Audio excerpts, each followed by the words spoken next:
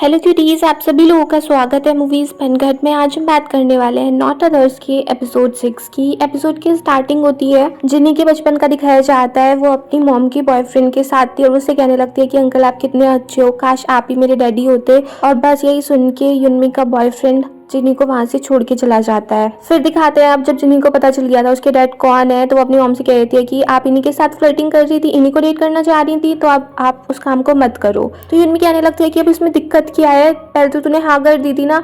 पर जिनी कहती है कि आप रहने ही दो, उनको डेट मत करो। और फिर वो अपनी मॉम को घर छोड़ देती है। और दूसरी साइड जिनोंग भी बहुत ज़्यादा शॉक था। जिनी जब पुलिस स्टेशन में पहुंचती है तब भी वो बहुत ही ज़्यादा शॉक में थी, उसको समझ में नहीं आ रहा था कि ये क्या हो गया। और सारे पुलिस वाले जिनी को ऐसे देख के सोचने लगते हैं कि हमने इसको कुछ ज़्यादा प्रेशराइज कर दिया क्या, कि इसका दिमाग ख़राब हो गया। फिर जिनी जेवोन से पूछने लगती है कि जब आपने वो जिनोंग का फ़ोन चेक किया था तो क्या आपको उनके फ़ोन में कुछ और भी मिला था। तो जिनोंग कहता है कि वो मैं बता दूंगा, मगर पहले तुम उनका अप्रूवल लेके आओ कि वो चाह रहे हैं कि तुम उनके फ़ोन की चीज़ें देखो। और फिर वहाँ से जाने लगता है तो जिनी उसको एकदम से ग्रैब कर लेती है। और इतने में और सब लोग आ गए थे तो फिर वो वहाँ से चली जाती है। फिर दिखाते हैं जिनोंग भी जिनी के बारे में ही सोच रहा था, वो सारे इंस्टेंसेस की वो जिनी से कैसे कैसे मिला। और इस चक्कर में उसकी चोट भी लग जाती है। जिनोंग युनमी से बोल रही होती है कि तुझे जिनोंग को डेट नहीं करना चाहिए क्योंकि ये नॉर्मल इंसान नहीं है, ये तो सबसे ज्यादा डिफरेंट है क्योंकि अब वो जिनी का फादर है। और नॉर्मली तो तू क्या करती है, डेट करती है, ब्रेकअप हुआ, कहानी खत्म। मगर यहाँ पर तो वो उसका फादर है ना, यहाँ पर नॉर्मल ब्रेकअप नहीं हो पाएगा। और इस सबसे जिनी को कितना ज़्यादा हर्ट होगा। तो युनमी कहती है कि हाँ ठीक है, मैं उसको डेट नहीं कर रही हूँ। और फिर वो मीजुंग से बोल देती है कि यहाँ पर मैं इसलिए आई थी कि मेरी फ्रेंड मुझे कंफर्ट करेगी, बट वो तो मुझे ही सुना रही है, वो तो बस जिनी की साइड ले रही है। फिर नेक्स्ट डे दिखाते हैं जिनी जिनसू से पूछने लगती है कि आज तो तेरी मीटिंग थी ना पब्लिशर के साथ। तो जिनसू कहता है कि वो लोग भी मुझे कुछ ज़्यादा पैसे पे नहीं कर रहे थे तो इसलिए मैंने वो काम नहीं लिया। और वो कहने लगता है कि मुझे कोई पार्ट टाइम जॉब कर लेनी चाहिए। तो जिनी कहने लगती है कि फिर मॉम का ख्याल कौन रखेगा, उनको पिक करने के लिए कौन जाएगा। तो जिनसू कहता है कि तो ठीक है, फिर तू ही मुझे पे कर दे। तो जिनी कहने लगती है कि तू हमारे घर में रह रहा है, हमारा फ्री का खाना खा रहा है, फ्री में रह रहा है, पहले वो वाले पैसे सारे पे कर दे तो फिर मैं तुझे रोज के पैसे दे दिया करूंगी मेरी मॉम का ख्याल रखने के लिए। फिर जिनसू जिनी को एक जैकेट दिखाने लगता है कि मुझे ये चाहिए, तो प्लीज तू इस पे करने के लिए अपना कार्ड दे दे, मैं तुझे नेक्स्ट टाइम पे कर दूंगा। बट जिनी मना कर देती है। तो जिनसू कहता है कि ठीक है, मैं आंट का बहुत अच्छे से ध्यान रखूंगा, मैं यहाँ घर की साफ सफाई कर दिया करूंगा, खाना बना दिया करूंगा, मैं सब काम कर दूंगा, अब तो ठीक है ना। तो जिनी उसको अपना कार्ड निकाल के देने लगती है।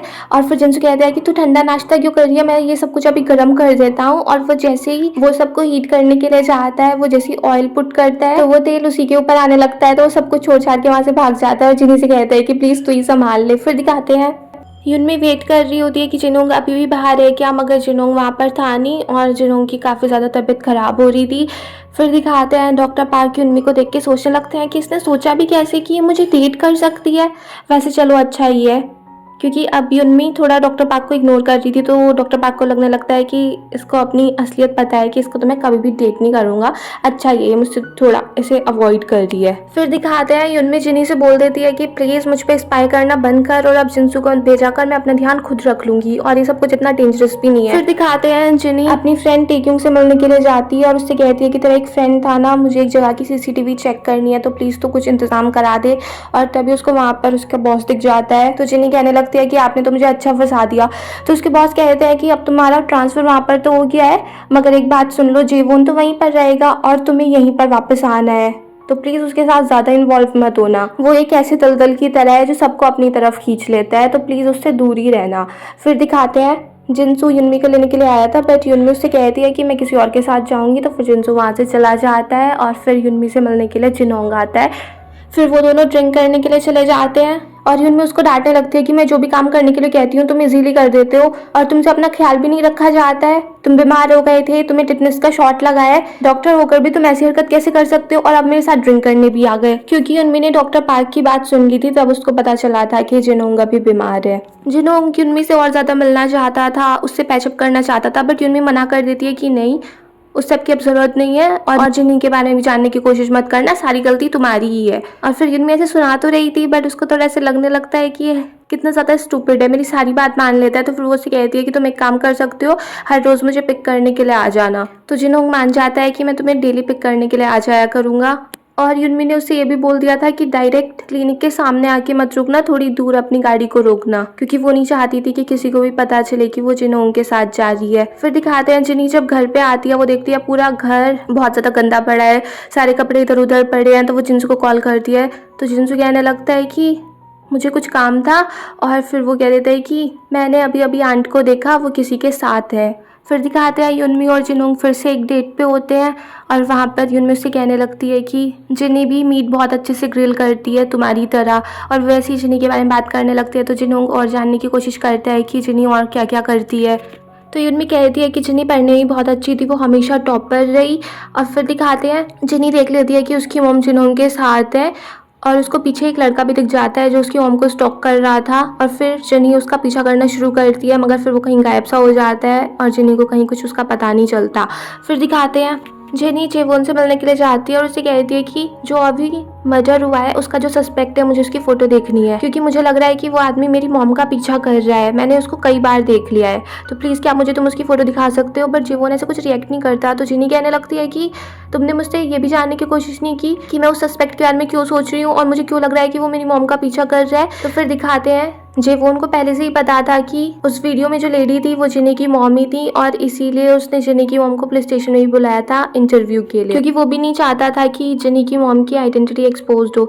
और फिर वो उससे पूछने लगता है कि वैसे तुम उस डॉक्टर के पीछे इतना क्यों पड़ी हुई हो। तो जिनी कहने लगती है क्योंकि वो मेरा फादर है, मेरा बायोलॉजिकल फादर। फिर दिखाते हैं घर पे युनमी उसको बता देती है कि जिनहोंग को वैसे मैं डेट नहीं कर रही हूँ, मगर उसके पास कार है तो वो मेरी हेल्प कर देता है मुझे पिक करने के लिए, और हम दोनों के बीच में ऐसा कुछ है भी नहीं। तो जिनी का मूड ऐसे कुछ ठीक नहीं था। तो युनमी कहने लगती है कि मैं कभी भी किसी को डेट करती थी, तुम्हें कभी कोई प्रॉब्लम नहीं हुई, तो इस बार ऐसा क्या हो गया। तो जिनी कहती है क्योंकि मैं गोल्ड फिश पूप नहीं बनना चाहती हूँ। और फिर युनमी एक स्टोरी याद करती है कि जब जिनी छोटी सी थी तो वो लोग एक पार्लर में थे, और वहाँ पर वो कुछ लेडीज युनमी के बारे में कहने लगती हैं कि तुम तो कितनी अच्छी हो, बिल्कुल एक गोल्ड फिश की तरह, तुम्हें तो कोई भी पसंद कर लेता है, बस तुम्हारे साथ ये अगर पूप नहीं होती तो सब बढ़िया हो जाता। और जब युनमी को पता चलता है कि वो उसकी बेटी के बारे में ऐसी बातें कर रहे हैं तो वो उनको मारना शुरू कर देती है। युनमी कहने लगती है वो बात तुम्हें अभी भी याद है, उनको इग्नोर कर दो, वो तो बस ऐसे ही कह रही थी। जिनी कह रही थी कि मैं कभी भी नहीं चाहती थी कि मेरी वजह से आपको प्रॉब्लम हो, मैं कितना कोशिश करती थी कि आपके जितने भी बॉयफ्रेंड बने वो सब मुझे भी पसंद करें, क्योंकि मैं आपको देखती थी जब आपका ब्रेकअप हो जाता था मेरी वजह से, तो आप कितना ज़्यादा रोती थी, इसीलिए मैंने घर के सारे काम करने शुरू कर दिए ताकि कोई भी मुझे गोल्ड फिश पूप ना कह सके। मुझे डर लगता रहता था कहीं आप मुझे भी छोड़ के ना चली जाओ। और उनके घर के बाहर जिनहोंग खड़ा था वो सब बातें सुन लेता है, और युनमी कहने लगती है कि तुमने ऐसा सोचा भी कैसे कि मैं तुम्हें कभी छोड़ के चली जाऊंगी, और तुमने इतनी सारी बातें अपने दिल में से छिपा क्यों रखी थी, कभी मुझसे कुछ बताया क्यों नहीं, कभी मुझसे लड़ाई करती, कभी कुछ तो करती, ये सारी बातें छुपाने की क्या जरूरत थी, तुम बिल्कुल उसी की तरह हो, बिल्कुल क्लोज माइंडेड। तो जिनी कहने लगती है कि नहीं मैं बिल्कुल आपकी तरह हूँ। तो युनमी कहती है मेरी तरह नहीं, तुम बिल्कुल जिनहोंग की तरह ही हो। जिनी बहुत ज़्यादा अपसेट तो थी, तो वो कह रही थी कि आपने मुझे पाल पोस के बड़ा ही क्यों किया, पहले ही मुझे उनके पास भेज देती, यही हम दोनों के लिए अच्छा होता। और फिर वहाँ से गुस्से में जाने लगती है, और जैसे वो गेट खोलती है तभी जिनहोंग की चोट लग जाती है, और तभी वहाँ पर जिनसू भी आ रहा था। फिर जिनी तो जिनसू के साथ वहाँ से चली जाती है, और युनमी उससे पूछने लगती है कि तुम यहाँ पर कब से खड़े थे। तो जिनहोंग कहता है कि मैं शुरू से यहीं पर था। फिर युनमी उसकी थोड़ी मरहम पट्टी करने लगती है। जिनहोंग कह देता है कि घर तुम्हारा काफ़ी ज़्यादा अच्छा है, तुमने बहुत ज़्यादा मेहनत की। तो युनमी कहती है कि हाँ बस मैंने पैसे थोड़े जमा किए, मैंने सोचा था कि जिनी के कॉलेज में काम आएंगे, मगर फिर उसका पुलिस एकेडमी में एडमिशन हो गया तो इन सब पैसों की ज़रूरत ही नहीं पड़ी, इसीलिए हमने अपना घर ले लिया। मैंने डेटिंग भी बहुत ज़्यादा की, एक लड़की से तो मेरी शादी होने ही वाली थी, उसके पेरेंट्स को भी मैं पसंद थी, बट उन लोगों को जिनी पसंद नहीं थी, और इसीलिए फिर मैंने उससे ब्रेकअप कर लिया। और वही बात जिनी को अभी तक याद है। उसकी बात सुन के जिनहोंग उसको थोड़ा कंफर्ट करने लगता है। तो युनमी कहने लगती है कि मैं भी क्या करती हूँ, ये सारी बातें मैं तुम्हें क्यों बता रही हूँ, और फिर उससे बोल देती है कि अब तुम्हें चले जाना चाहिए। फिर दिखाते हैं जिनी परेशान हो रही थी कि मैंने अपनी मॉम से क्या बात कर दी, पता नहीं गुस्से में मेरे मुंह से क्या निकल गया, मैं तो ऐसा कुछ करना भी नहीं चाह रही थी। फिर जिनसू कहने लगता है कि अच्छा तो वो अंकल आंट के फर्स्ट लव थे, क्योंकि युनमी हमेशा जिनसू को देख के यही कहती थी कि तुम बिल्कुल मेरे फर्स्ट लव की तरह ही हो। तो जिनी कहने लगती है कि ये सब बात तो झूठ होगी, वो तुम्हारी तरह का भी कैसे हो सकते हैं, देखा आज उनकी शक्ल ऐसी है, ऐसे तो कभी हो ही नहीं सकता कि वो कभी तुम्हारी तरह दिखते होंगे। तभी वहाँ से पेट्रोलिंग कार जा रही थी, उसमें जेवोन था, और तभी वो दूसरा इंस्पेक्टर जिनी को हाय बोल देता है और उसे कहने लगता है कि ये आपका बॉयफ्रेंड है क्या। इतने जिनी कुछ कहती कि जिनसू उसको हक कर लेता है और फिर वो दोनों वहां से चले जाते हैं। जी वो उनको देखता रहता है। फिर दिखाते हैं युनमी और जिनी बात नहीं कर रहे थे। फिर जिनसू जिनी को एक खुशखबरी बताता है कि उसको एक ऑफर मिला है एक होटल में 2 दिन के स्टे का।